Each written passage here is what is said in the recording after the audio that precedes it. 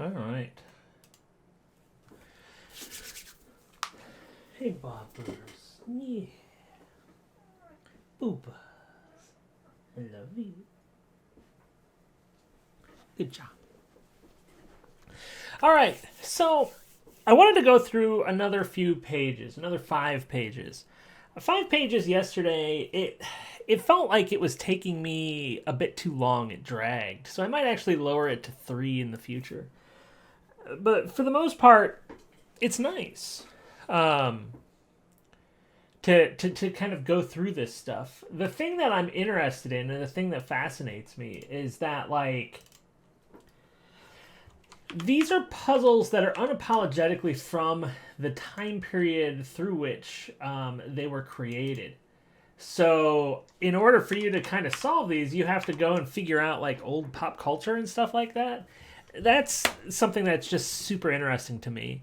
I can remember doing a project and nothing actually ended up coming out of it, which makes me a little sad. But I might go back and revisit it. But it was the history of all things, the power chord, and the history of the power chord is really interesting to me. Like, just imagine, or just power in general, electricity in general, right? What we've kind of figured it out, but we thought semaphore was better, right? The telegraph kind of comes out of a lot of this stuff, but like you end up having to figure out semaphore, which is like moving flags around. We still see it all the time at airports and things like that. But in reading about the history of the electric cord, the history of the development of electricity, the history of the telegraph, you see a lot of books that are like, well, in the 80s, we didn't anticipate that walking or bringing a giant spool of string across the entirety of the ocean was even possible, but some guy decided to do it. And you sit there and you're like, but wait, this book was written in 1937. Why are they talking about the 80s? Oh, the 1880s. And that really messed with me for a long time. And it's one of those things when you're a kid, or at least when I was a kid, I don't know if every kid does it, you see all of these words and all of this language and all of this rhetoric attached to, like, things you have no idea ever existed from people that you'll never meet. Like, you go watch old sporting events, like, say, from when we first started recording them. And you're like, this is from the 60s. And probably a significant amount of the people who saw this game that I am now watching are no longer on this earth. That's just an incredible thing to see, that there's just this record. And I think as you go forward, as you move forward through life, because of the way technology has developed, we now attach it to, like, newer is better, and therefore those old people back there, they don't matter for anything anymore. But that's just not the case, right? We still live within the space that those folks helped create. And so, in seeing some of this, and like calling on Walt Whitman poems, or calling on kind of like language rhetoric and stuff from a time period that we get really weirded out when we see people who speak the way that they did when this book was written. A good example of this, I think, is from the sequel Harry Potter series, which is...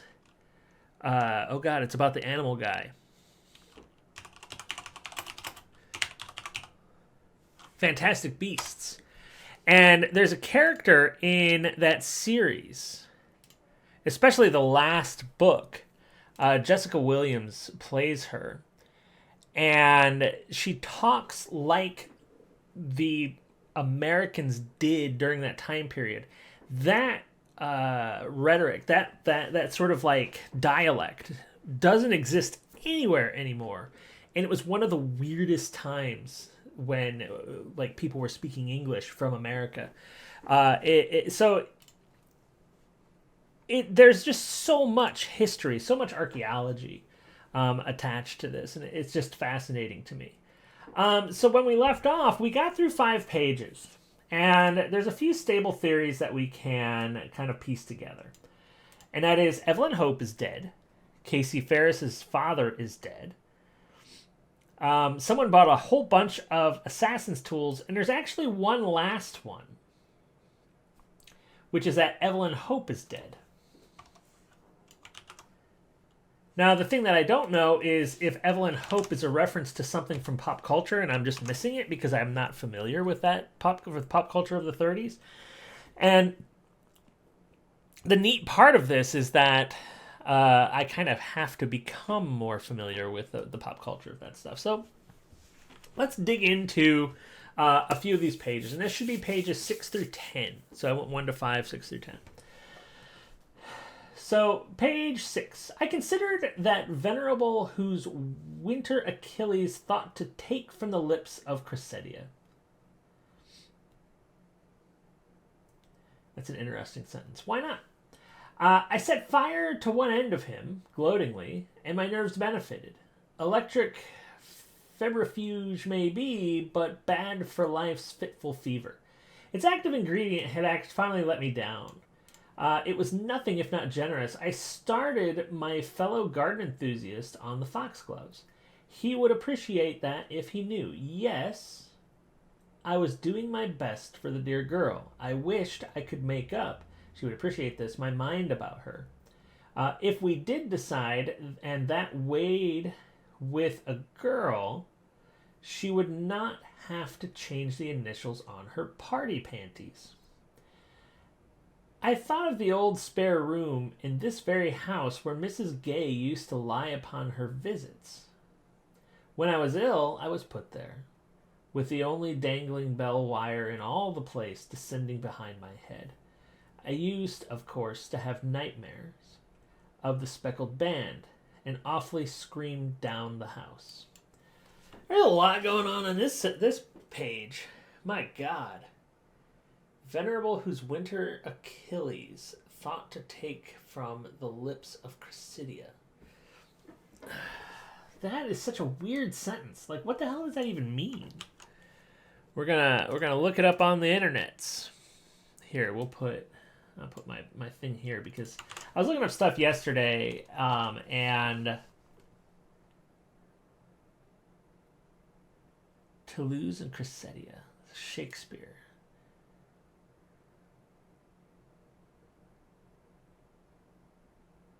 Huh.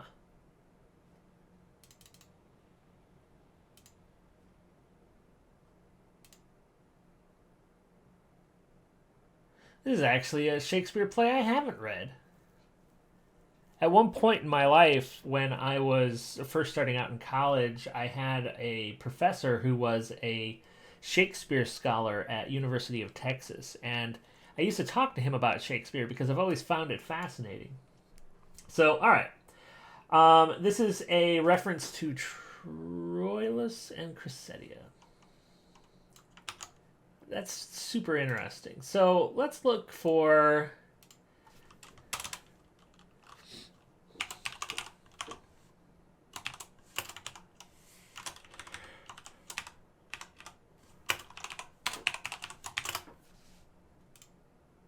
But I wonder what it means. I consider that venerable person, right? Whose winter Achilles thought to take from the lips of Cressidia. All right. I'm going to have to go and read a little about this. Let's see.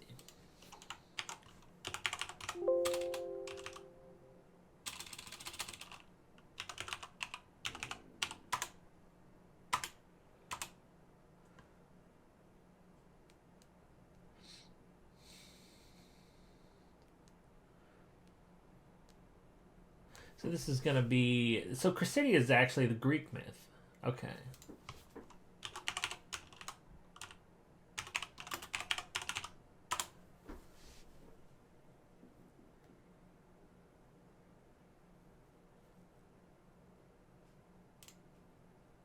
Treasure his father is defected to the Greeks, pledges love. one of the kingdom's son.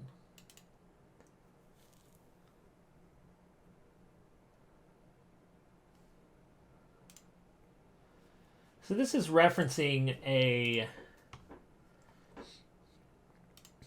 kind of betrayal, potentially.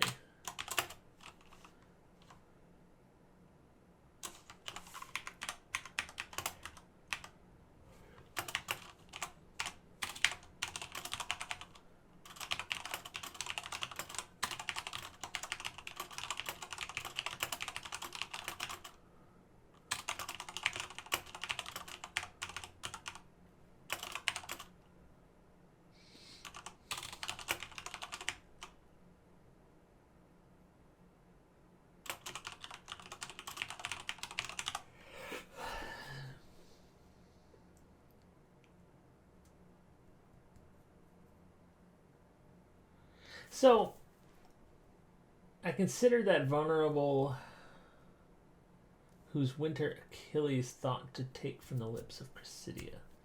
Why not?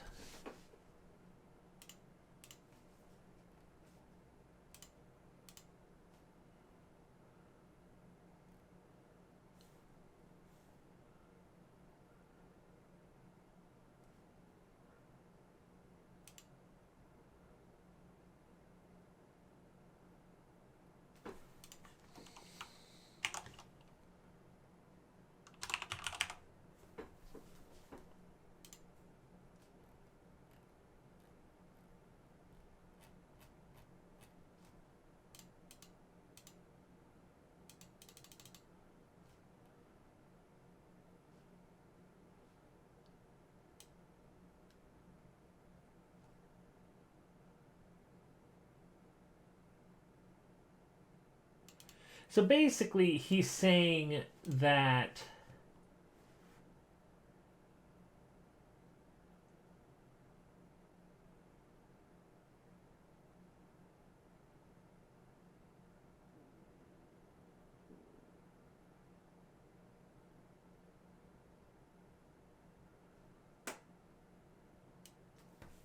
he's going to warm her up because, you know, the only thing a woman ever needs, apparently, in the world of men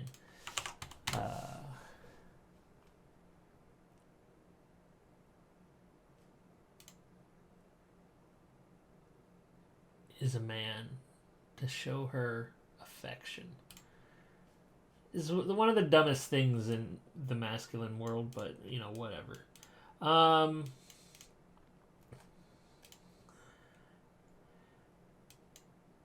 So this is a person kind of talking about they set fire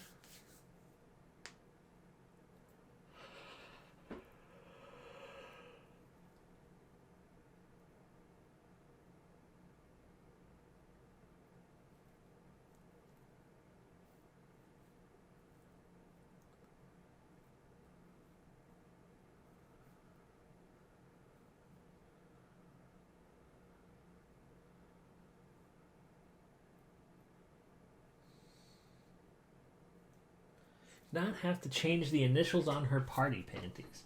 So he's basically thinking about a woman and kind of thinking about and dealing with what we would call fire, the fires of love, potentially.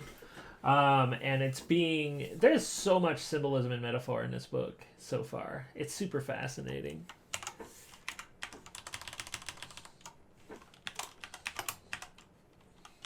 But this is definitely a clue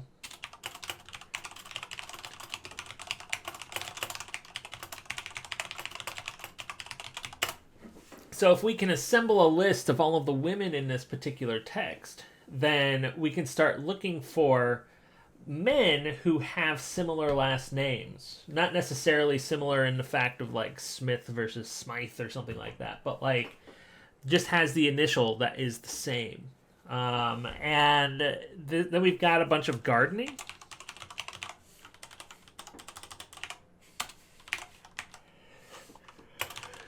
Gardening metaphors. I'm interested in this foxgloves. I know that this is a type of plant. Fire symbolism. So my question, and I think I actually have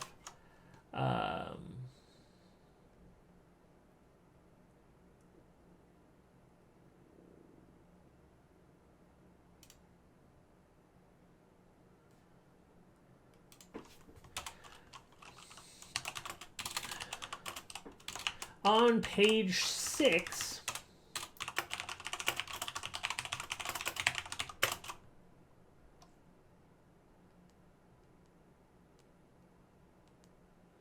So my question is, are they setting a fire of like a wooden Achilles painting or of a wooden Achilles statue, or are they setting what or whom is set on fire? That's the thing that I'm interested in, because if there's a fire happening here, then there's something interesting that we need to talk about, because you suddenly have somebody who's dying. I used to have nightmares of the speckled band and awfully screamed down the house. Now, speckled band is, from what I can remember, this is a Shakespeare reference, where there's a person who every night screams in some capacity, and it's the speckled band. Oh God, I think it's just the mystery of the speckled band. Yeah, the adventure of the speckled band. It's pretty good, and the Jeremy Brett version of this is also very good.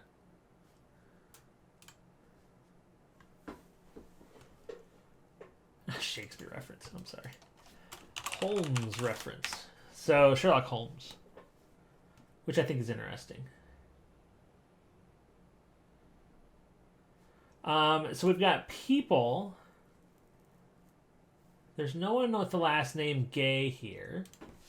So we're going to put Mrs. Gay. Page 6.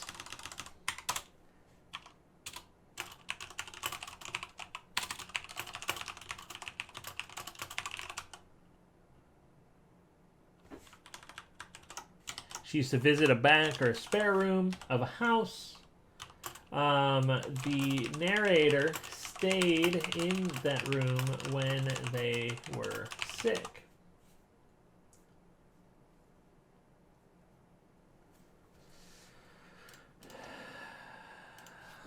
Most of this page is devoted to thinking about how a woman would react if the narrator made up his mind about her.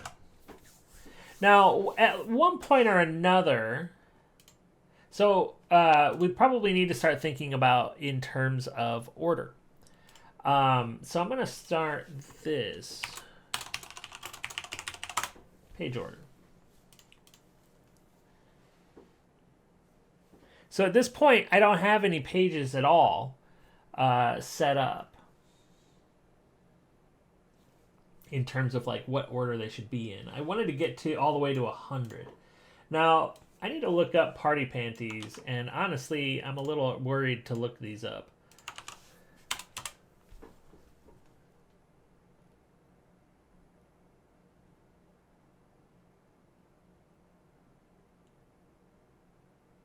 Monogrammed undies. All right. So it is what you think it is. That's good to know.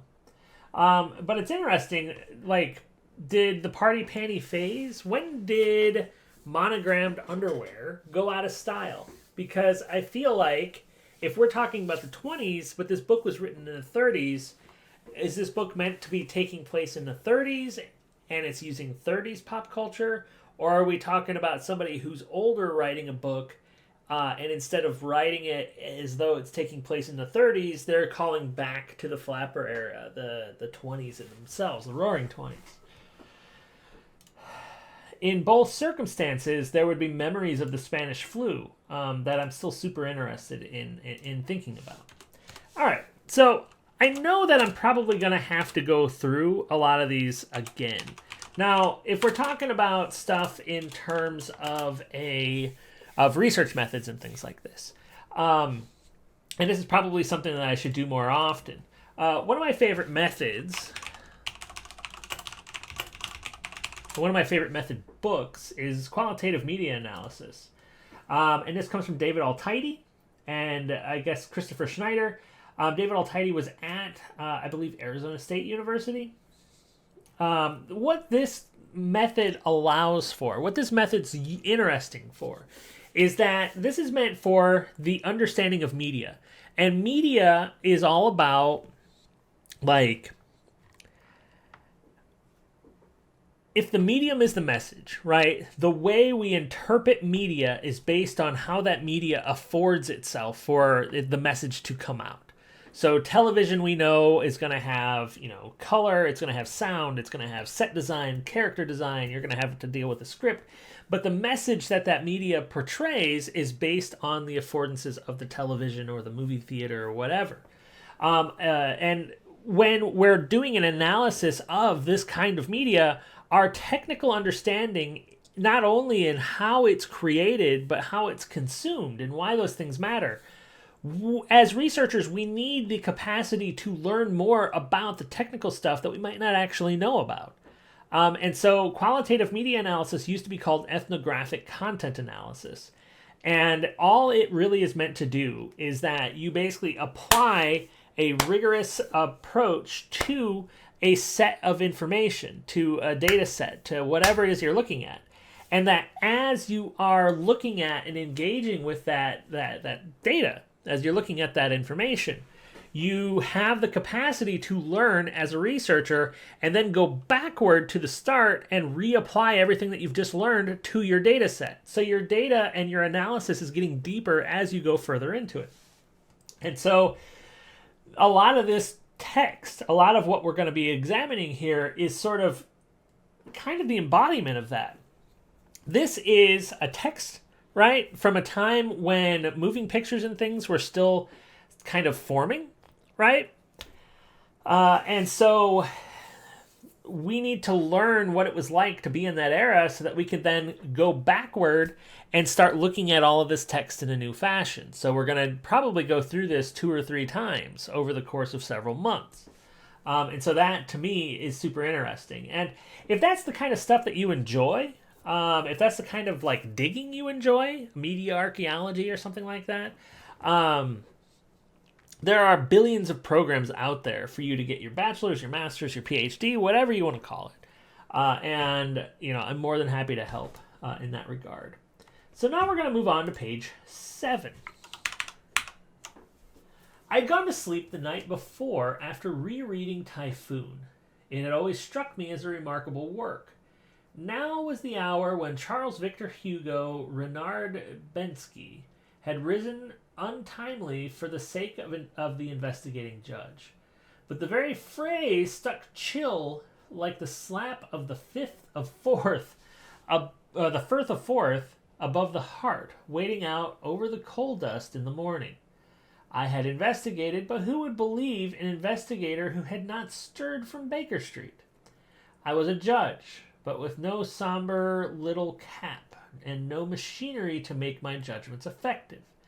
I felt I needed something. Would I be comforted by a Jew's lime and the concomitant odor? I tried and felt relieved. Someone had advised me a few days before to read Conrad in search of his youth, or in search of a father, was it? But I had always found Conrad unreadable as far from English as the Poles, and did not mean to try again. So again, we have a whole bunch of literary references, which makes sense because of the way that this person, the author of this book, was. They were in the world of literature. They were in the world of creating puzzles. And so a lot of consumption is going to be based on that, media consumption. So, rereading Typhoon. Let's bring this up.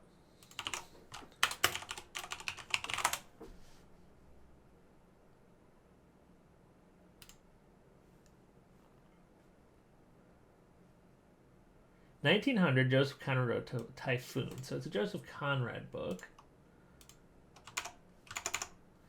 Let me pull up.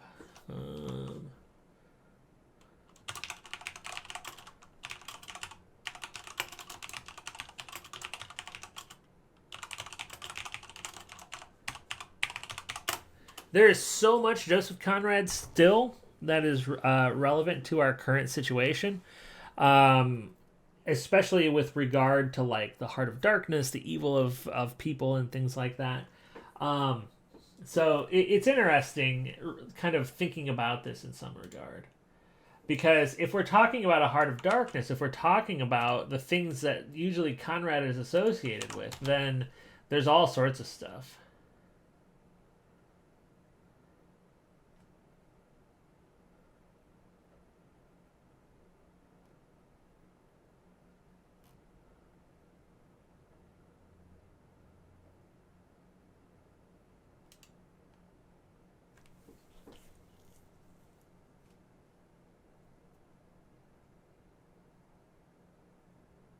So this is Victor Hugo's son. So Victor Hugo wrote Three Musketeers, right?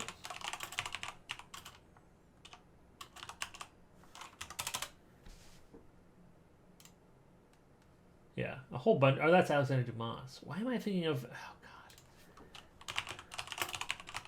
God. Hunchback of Notre Dame, Les Miserables. That's why I knew that. I mix up these two. I've never really known why. Born Victor Marie Hugo. Okay. Back in another life that I had, I used to collect both Victor Hugo and Alexander Dumas novels, especially from like when they were alive, so in the mid to late 1800s. It was a fun time, but yeah, it got kind of expensive.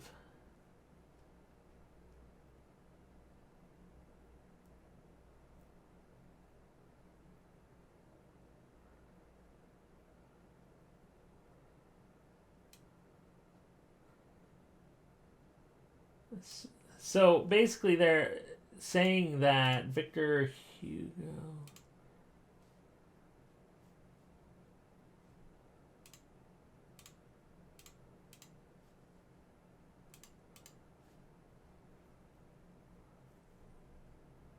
Jailed for writing an article on the death penalty.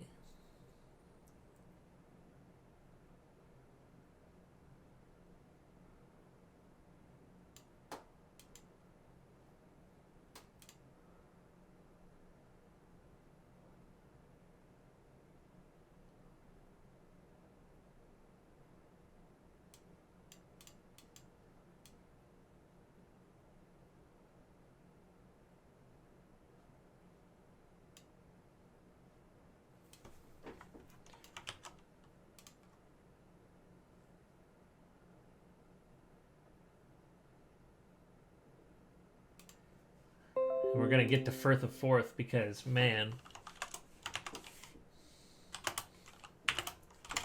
what the hell does that mean?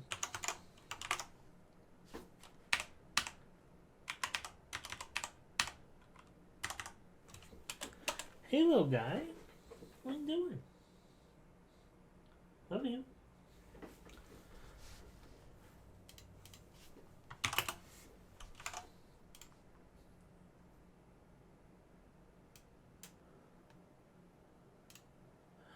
All right. There was a bit of a moment there. Let's see if it picks itself back up.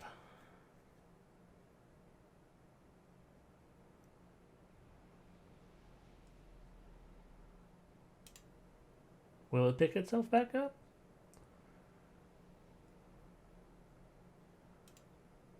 Will it pick itself back up?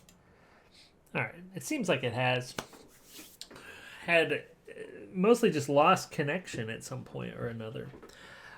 Anyway, Firth of Forth. So talking about Dagger Daggerath. The interesting thing about Dagger Daggerath is that, like, it's basically the same name again, and folks were talking about, like, Old English and things like that, where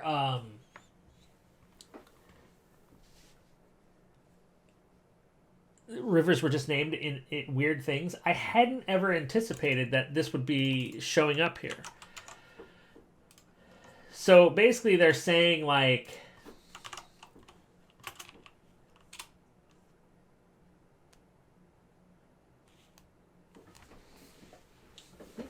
sorry, I have a cat who is very much just sort of enjoying himself on my various chords. So we're going to put him up there and just kind of leave him there for a little bit. So for the fourth is mostly just talking about the very phrase struck chill, like the slap of the foot of force above the heart, waiting out over the coal dust in the morning. So at the time that this stuff was going to be written, England itself was starting to experience the insane amounts of fog based on a lot of the coal and stuff that came around. This was made famous, I think, most recently in the Crown, the television show The Crown.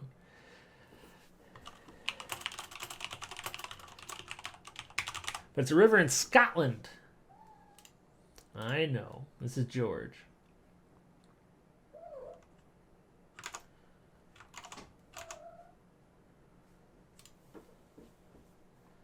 Waiting out over the coal dust. I investigated, but who would believe an investigator who had not stirred from Baker Street?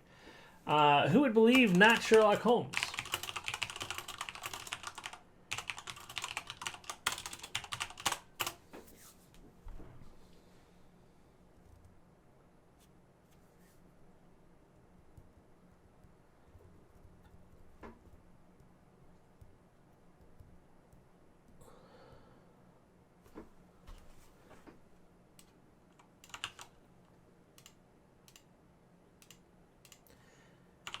I'm going to look this up.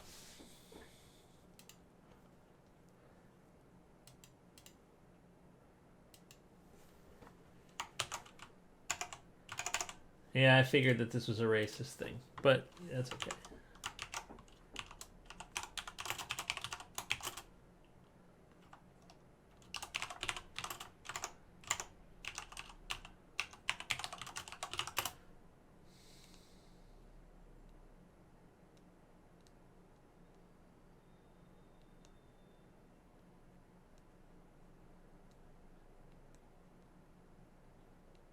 There isn't really a lot that happens here, but I guess the thing that I'm interested in is this Renard Binsky thing. Is this reference to something? Or what is this?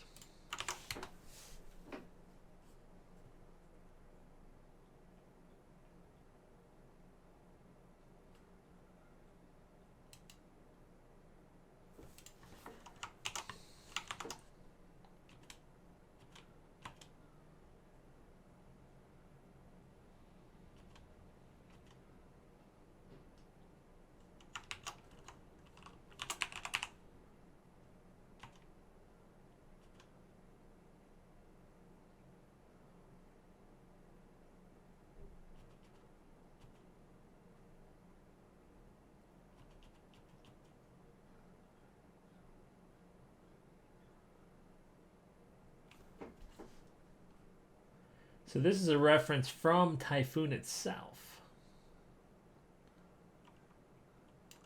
Tolstoy. All right. So we got...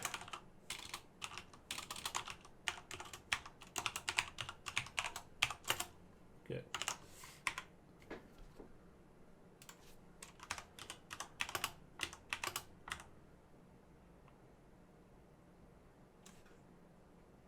So this is...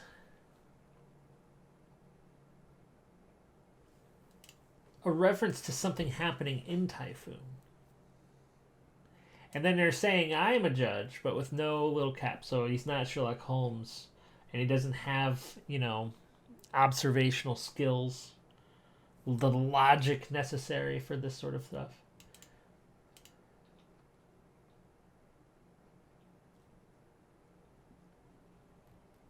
There's not a lot that happens on this page, but I've been watching so much One Piece these days that all I can sit here and think is like, this is probably something that has way more meaning later. So what's interesting is there's more on this page than all of the other pages. So I'm kind of fascinated by that. But we're going to move on. I need to make a note here. We should probably start a literary references page. So at this point, we've got Joseph Conrad. We've got Shakespeare. We've got Victor Hugo, but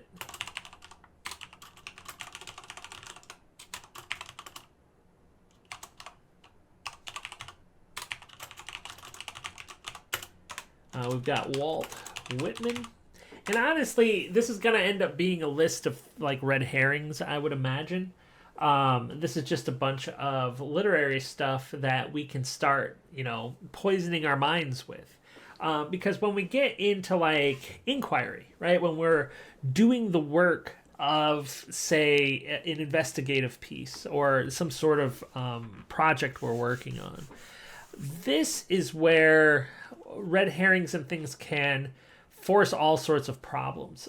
So, for example, I used to work for NASA in a certain capacity, and we worked with the heliophysics lab, meaning that all of the physics involved with the sun, the sort of terrestrial end of things having to do with the sun, tends to be associated with the aurora borealis and the aurora australis, which are these little donuts that kind of wobble and get bigger and smaller on the top and the bottom of the Earth. And my advisor at the time, I was in PhD school, PhD program, she was obsessed with this thing called the Carrington event.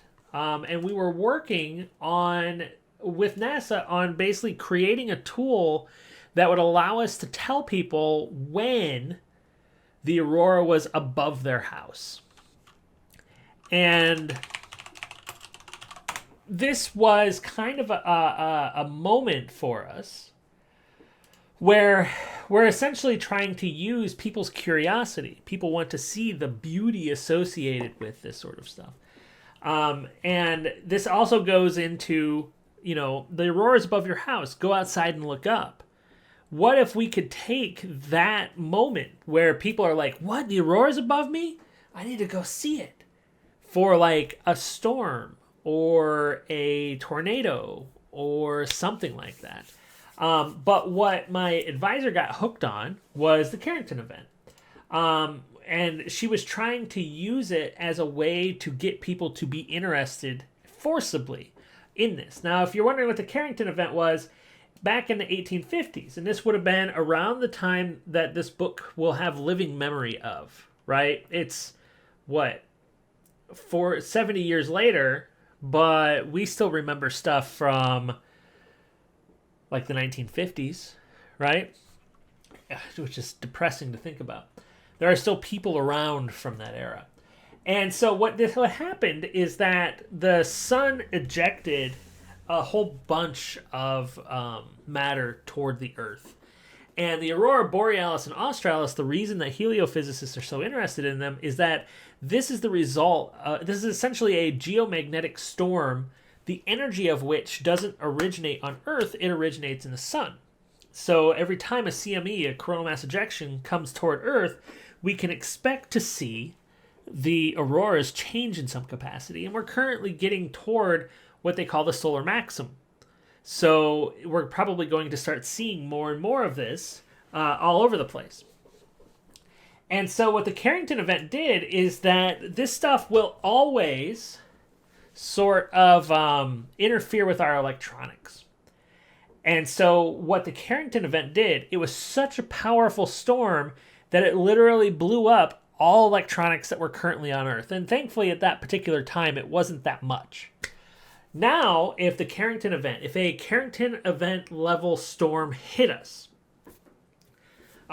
society would pretty much disappear within about 72 hours, right? Irreparable. We're not going to get back to it. That 72 hours is basically, that 3 days is basically reference to the fact that within 72 hours, our power plants are never going to turn back on again.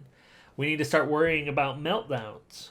We need to start worrying about the fact that we now haven't produced pills or medicines in 3 days. That people's food and like refrigerated medicines are starting to go bad. And so that stuff all is super scary, which is why my advisor was into it. But this is a moment where we're trying to think about future disasters. We're trying to think about this, and people don't like to think about how bad things can get. But we need to be able to create sort of situation awareness for certain kinds of events that could occur on Earth, and we need to prepare for them. And so we often use these sort of like, oh, the auroras are so cute, while we're actually doing something else entirely. Mostly because folks don't like thinking about anything involving disaster. So, and that's how you can go down these sort of rabbit holes. You can get completely distracted. This is where bias is interesting, because that while the Carrington event was this sort of red herring, it did give us a whole bunch of ideas. So it wasn't necessarily completely useless, but we did end up having to temper a lot of the stuff that we're working on. And so this page kind of feels like that. So, but we'll see. We'll go back to it. So page 8. Could I be developing a green-eyed streak? I investigated the body before me with the aid of a powerful glass. At least I thought of it as powerful because I never could quite understand how it worked. I knew I ought to have the body as long as possible. At last I was satisfied. I measured the distance carefully with my eye. A good 40 inches. I made it. I gathered from his talk that Guido looked his last today on the sausage place. Furtively, I knew how excellent, and that Kilmarnock and Belmerino completely lost their heads. But whether or not this was cause and effect, I couldn't make out. I wished for the 100th time I had a better brain. Later, she was wearing the same bow. I loathe bows myself, and that time he found them and trimmed the left end. Then he turned what he was holding a bit so that it pushed its way right through. Then he twiddled the back knobby thing, and Mr. Hall burst in upon us. The knobby thing was black and red.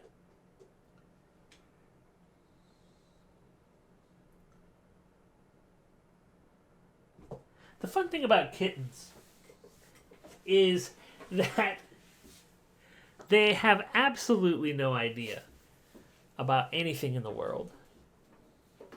And so we're going to hold him for a little while because he desperately needs it.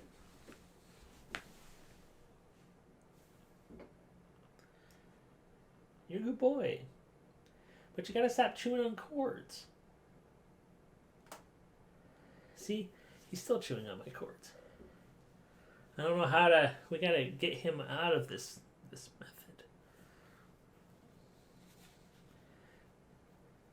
Developing a green-eyed streak.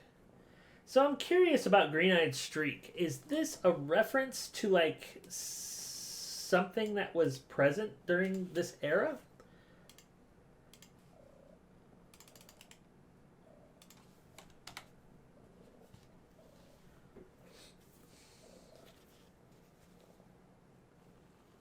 Oh, I love you too, buddy. Jealous, envious, and distrustful.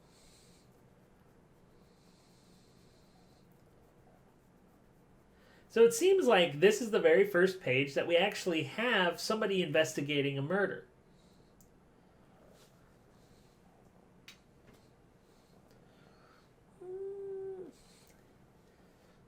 But I gotta go and do my thingy now. Is that okay? Am I allowed?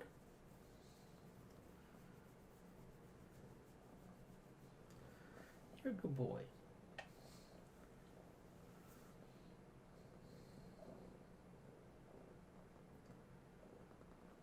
Can I go back to it? All right. Here we go. Problem is that he's going to come right back and start attacking the court again. So, all right. This is super... I need to stop saying super interesting. But basically,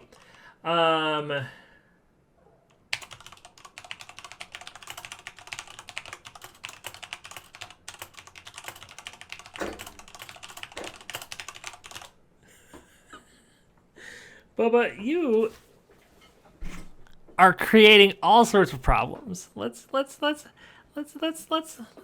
over this way.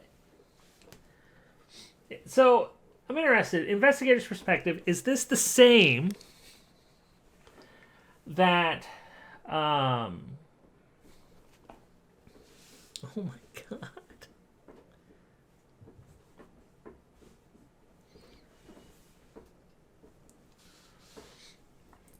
Is this the same narrator as the other pages?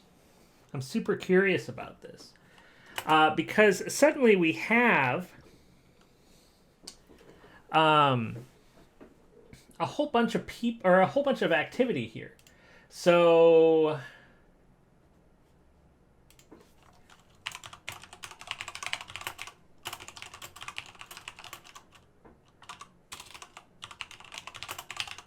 this is kind of mixing up with the Sherlock Holmes thing from last time. So do we have an investigator who is trying to understand a dead body? And is it the same investigator from this first page?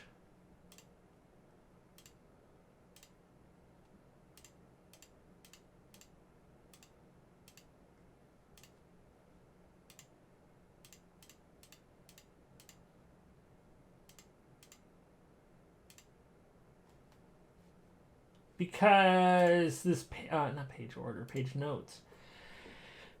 This person is what? Trying to write up a report?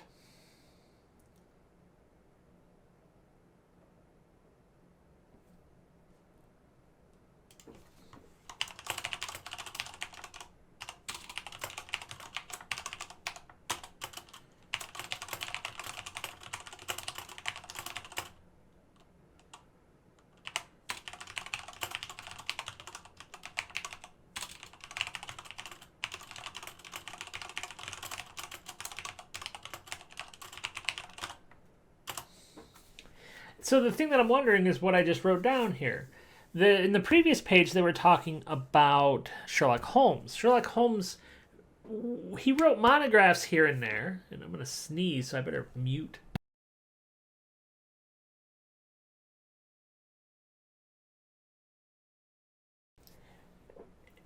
Holmes would write very few write-ups about his investigations. He remembered them all in his head.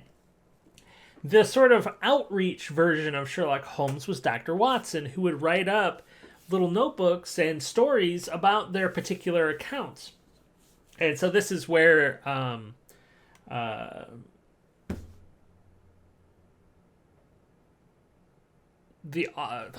now I can't remember his freaking name. See, I always have to remember names, and I cannot for the life of me.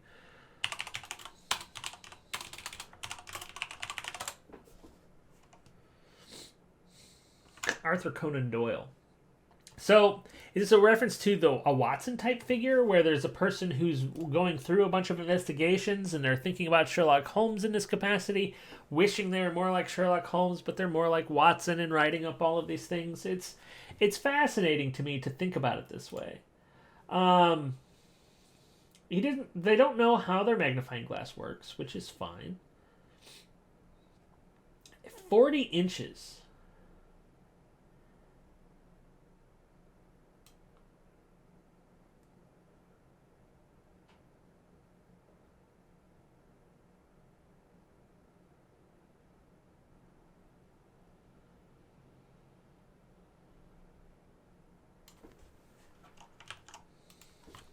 What was 40 inches?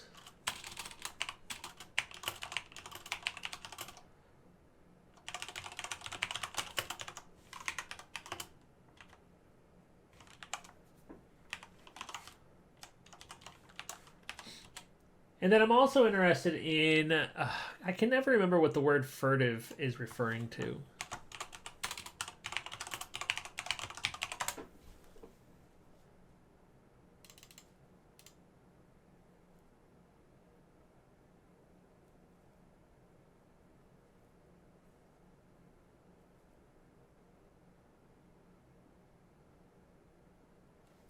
So I think we need to update our people. So we've got Guido. from page 8. We've got Kilmarnock, page 8. We've got Belmerino, who's also on page 8. And we can actually put them all sausage place. We place them all in the sausage place, or at least associated with it. And I probably should tag this. So we're going to tag sausage.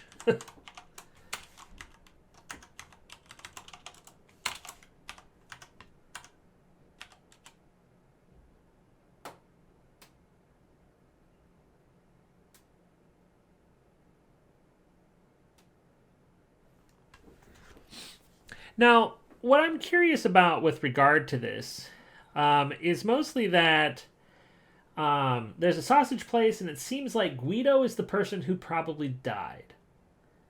And that Kilmarnock and Belmerino were the ones who seem to have killed him. Or killed them.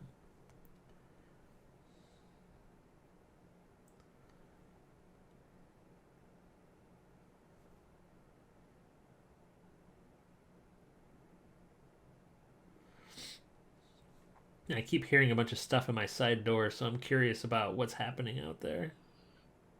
But I don't see anything. All right.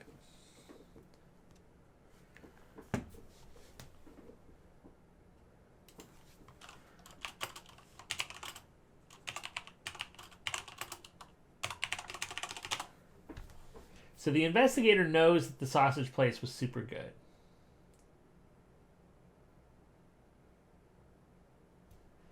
I think we're going to put a murder note in here, and this will be the first one of these.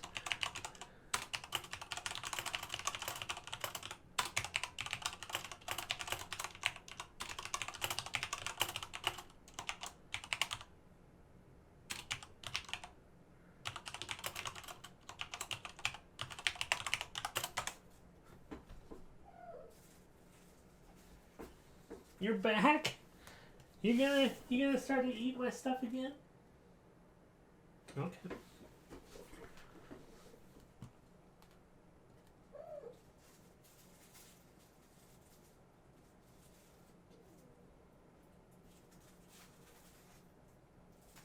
I wished for the 100th time that I had a better brain. Later, she was wearing the same bow. Who's the she in this particular regard?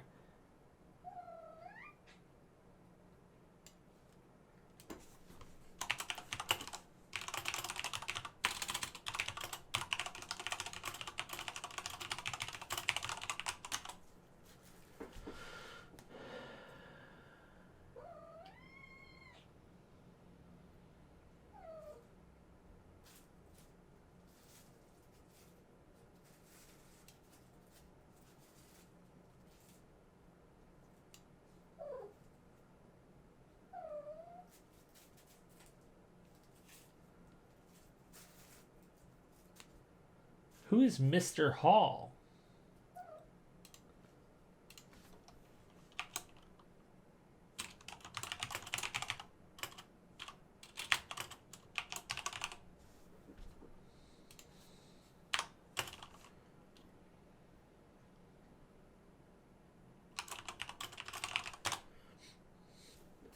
And I'm interested in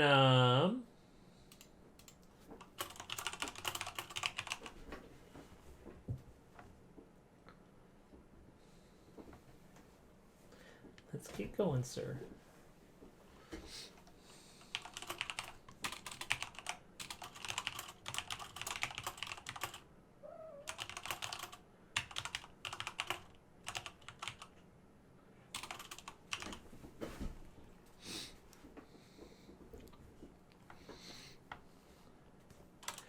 Goodness.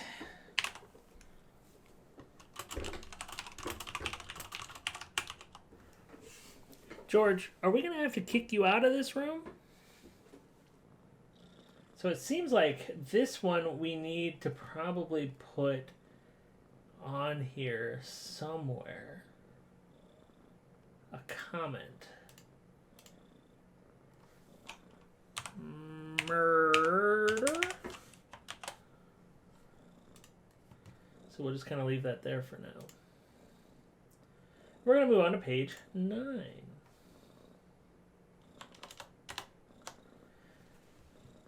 The sound of a bell, as of a boding gnat, just came to me. The finger causing it was, I knew, the index of a most skilled hand, one I had commanded, one that would pluck me from embarrassment, and yet one that I vaguely distrusted. Really, if the lower orders don't set us a good example, what on earth is the use of them? They seem, as a class, to have absolutely no sense of responsibility. One had to be in the key for such things. I felt I would enjoy it as I got used to it. The bell again, and then a far sensation of feet. I was glad the man had come. Time was not unlimited, I remembered that. When I returned after a fortnight's absence, during which my assistant Charles Day had deputized for me in my lectures on mineralogy at People's University, a tactless hand left on the blackboard. Let us work while it is yet day, for the night cometh when no man can work. I'm curious about this spelling of the word night. My little boopas.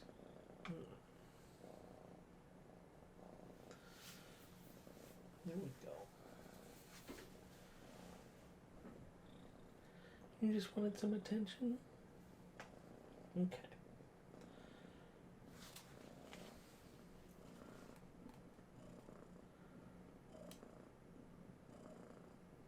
We're going to look up this phrase, and I have a feeling that I'm probably going to see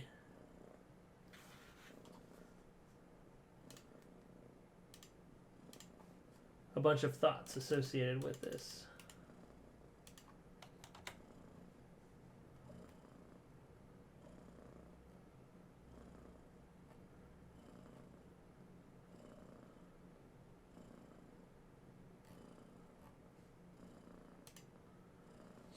But we need to put this phrase probably in the phrases section here.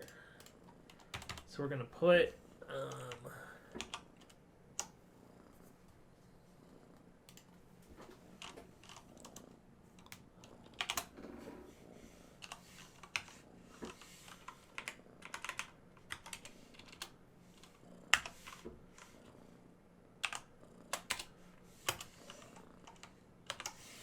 let us work while it is yet day, for the night cometh when no man can work.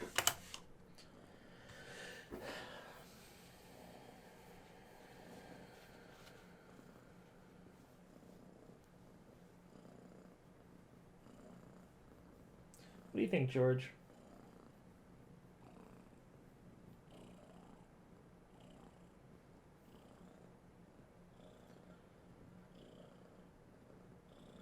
So basically, there is somebody ringing a doorbell, and the guy who is ringing the doorbell was a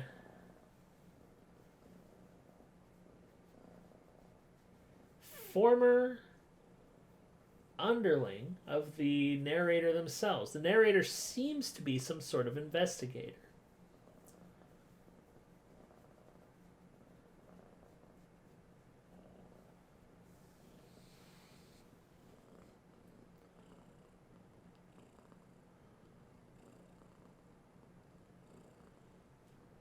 I don't know if I can keep working, buddy. How am I supposed to write things down?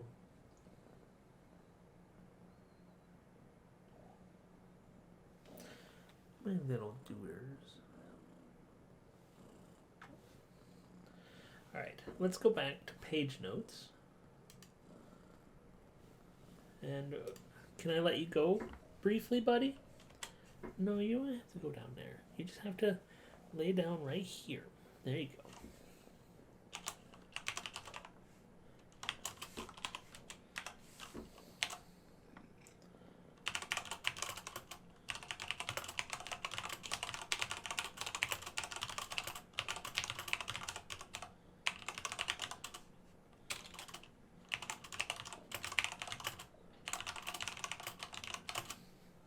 Buddy, just because it's a chord doesn't mean that you have to attack it. You know? You can just leave it be. You can just chill.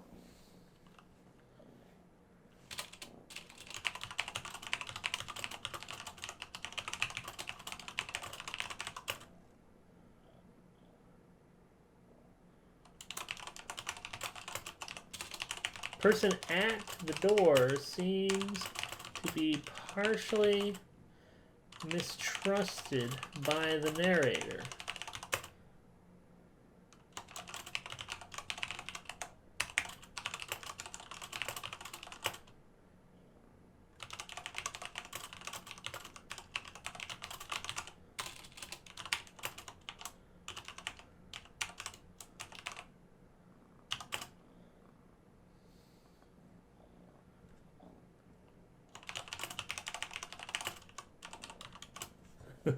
No.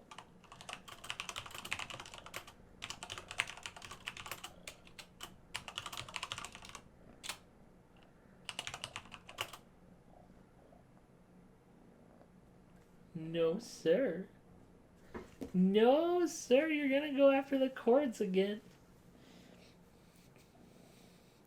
I'm gonna have to start closing the door to my office while I'm doing this stuff, huh? You're gonna get up in my business? Alright.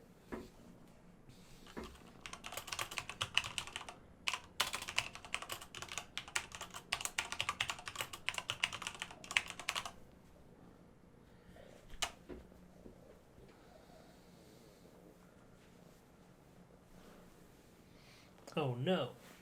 Boobas, do you got a poop foot? Oh, okay. Oh my gosh. There you go. No, we don't want to bite that. There we go.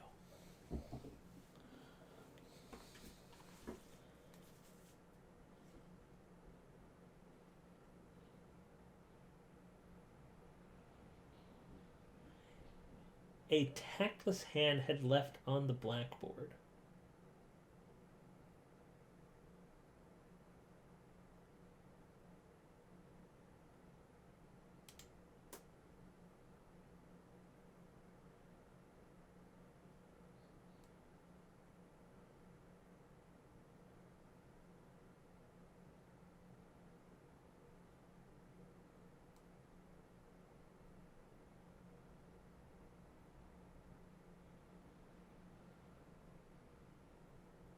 So Charles Day, he filled in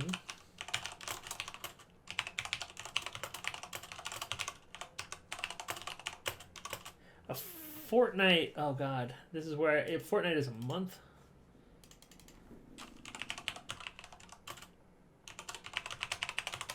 Two weeks.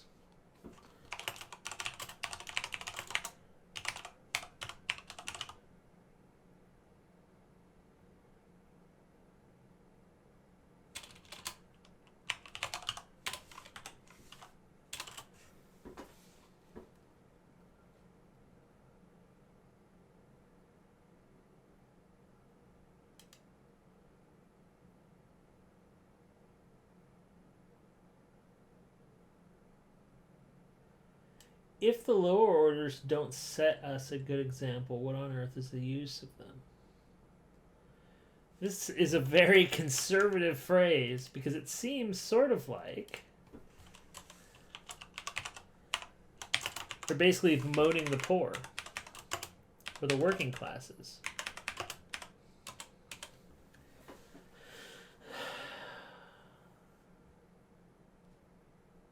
One had to be in the key for such things.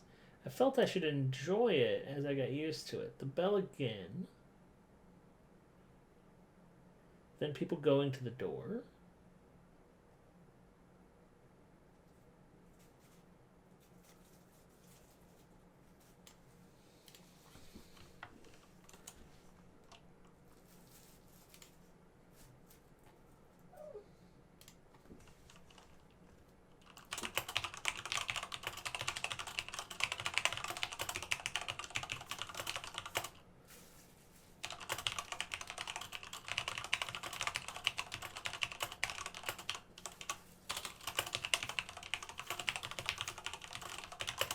So the interesting thing about this is in the new Poirot movies, they make Poirot more of a military commander than he was.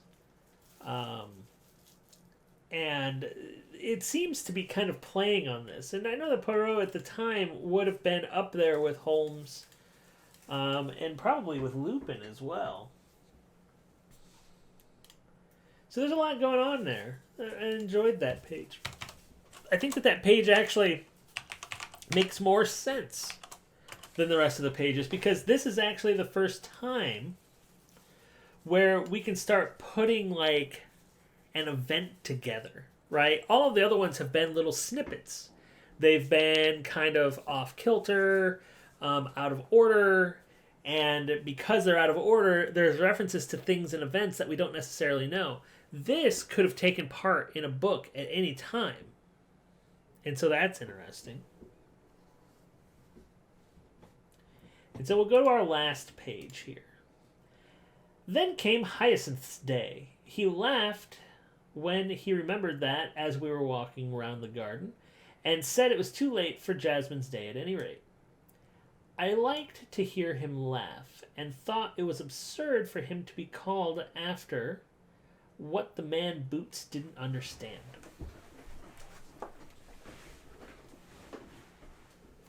So is there a person named Boots? That's capitalized, so yes. The latter's way of expressing himself seemed to me childish. Why should we, of all people, use singular for plural and plural for singular? They went back 2 days and formulated their bet till I could have howled. If he got the third point, she'd owe him a box of 100 Egyptian cigarettes. And if she won, he'd give her 3 pairs of Etam Dawn Mist, 10 inches. They looked so bright about it all. She drooped long seed pearl things right over the soup. Eardrops, as my mother had called them. I could never abide, probably because I belonged to the other side of the family. My mistress wore them. Was it for that I had begun to tire of her already? That's... I feel sorry for lovers in this particular, because it seems like we haven't found a single reference to a relationship that's going well. Now, this is interesting to me because these Gordula cigarettes, they actually show up in one of my favorite unintentional ASMR videos. And it's just this old dude, this guy, talking about kind of like the history of cigarettes. It's the most fascinating thing. Because he starts with like a single pack, so you could walk into a store and buy a cigarette for like a quarter penny or something like that. And then he goes into 2 packs, 3 packs, 4 packs, 5 packs, 6 packs, all the way up to like 27 packs or something like that. And he has just entire parts of them. And at some point in this video, he actually says, I used to smoke cigars, but now I don't because the kids are around. I just love this video to bits. And so this reference to this cigarette brand, which doesn't I think it shows up in the video briefly. It's just interesting to me. So basically we have in this page,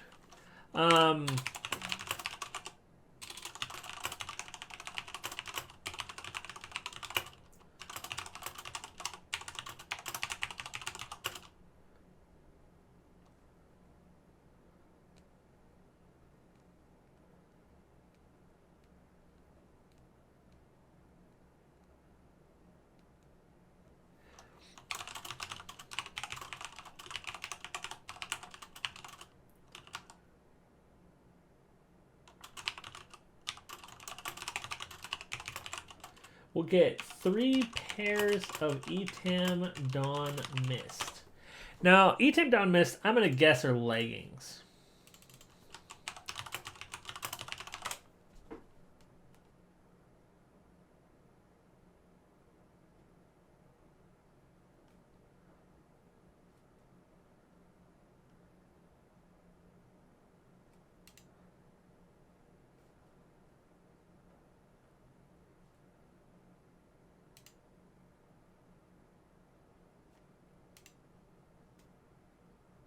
corsets, huh? That's interesting.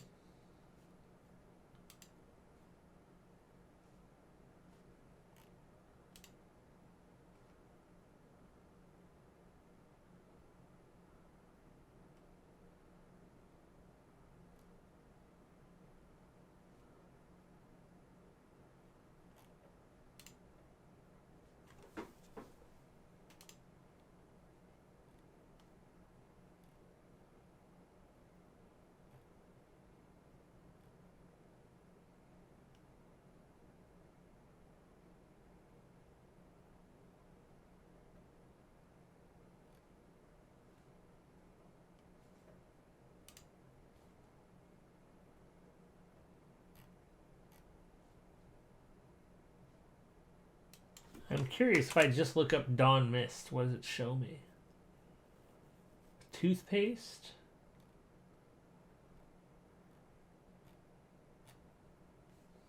So but there's an event in here.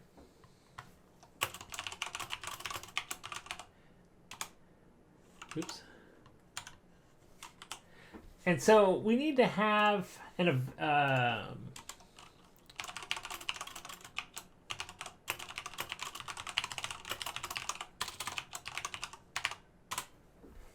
there's a bet that is mentioned on page 10 between a man and a woman.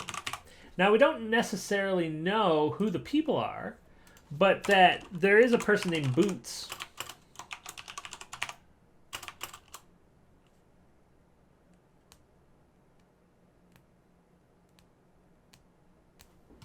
And I'm curious about Hyacinth Day versus Jasmine Day.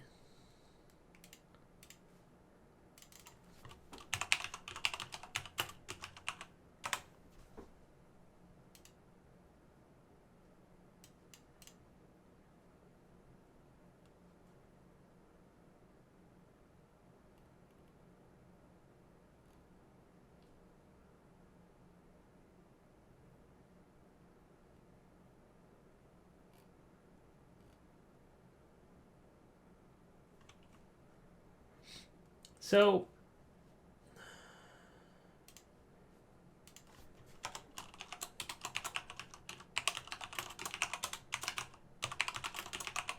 I'm going to put these two notes in here for events.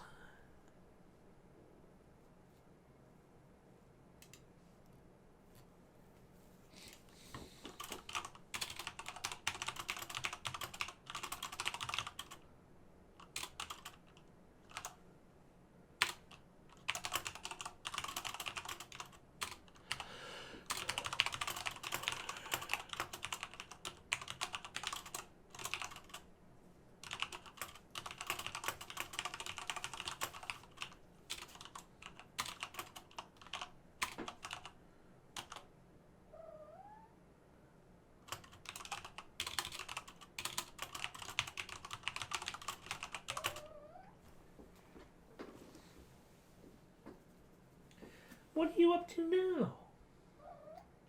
Really? That sounds crazy, sir.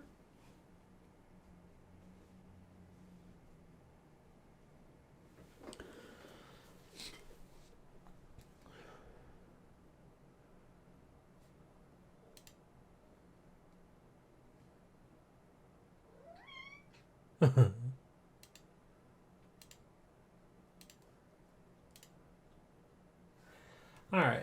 Jasmine's Day. Long seed pearl things.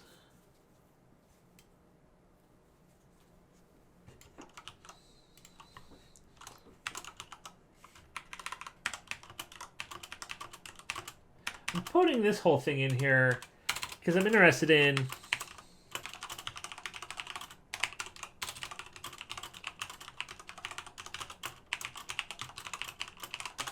I'm curious who the mistress actually is. So, we're now 10 pages in. I mean, we've got 10 more versions of this going. So, if I'm doing 5 pages a day and I have 90 pages left, that's something like 10 days or something like that. Things are starting to come together. We now have enough information that we can start probably trying to piece some things together. But we're not going to piece things together. Right now, we're on our sort of fact finding, our event finding, our thought finding mission here. And so, with that, I'm going to call it a day here. And I'm going to kind of chew on this. I think one of the things that I need to add, and I want to rename this sources folder. I'm going to call it diary write-ups. And so what I want to put inside of this diary is basically after each session, I kind of write some thoughts and notes down. And so we'll put 1:10:24.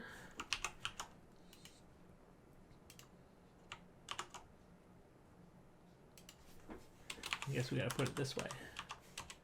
1:10:24, and then this is going to be called 1:11:24. And I'm going to write these up a bit later today, and I'll start coming back to them. It's all right. See you again.